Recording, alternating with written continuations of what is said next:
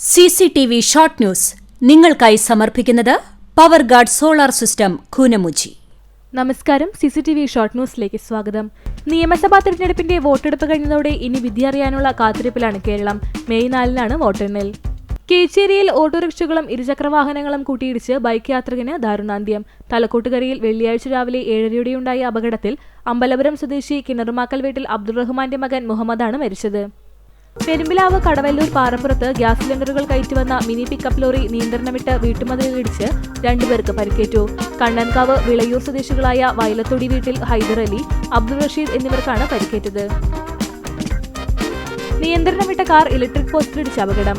Car ഓടിച്ചിരുന്ന യുവതിക്ക് പരിക്ക്. പെരുമ്പിലാവ് പട്ടാമ്പി റോഡിലെ പൊതിയഞ്ചേരിക്കാവ് ക്ഷേത്രത്തിന് സമീപം ഇന്ന് കാലത്ത് 9 മണിയോടെയാണ് അപകടം നടന്നത്.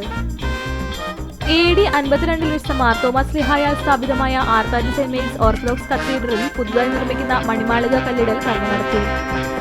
പ്രസിദ്ധമായ മറ്റം സഹായ മാതാവിന്റെ തീർത്ഥകേന്ദ്രത്തിലെ തിരുനാളിന് കൊടിയേറി.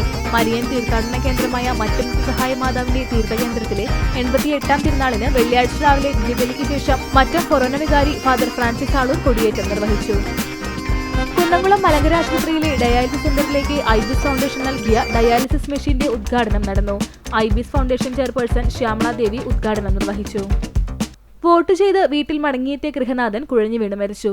ഗുരുവായൂർ തിരുവെങ്കിടം മുരളീരവത്തിൽ ചങ്കത്ത് ശിവദാസമേനോനാണ് മരിച്ചത്.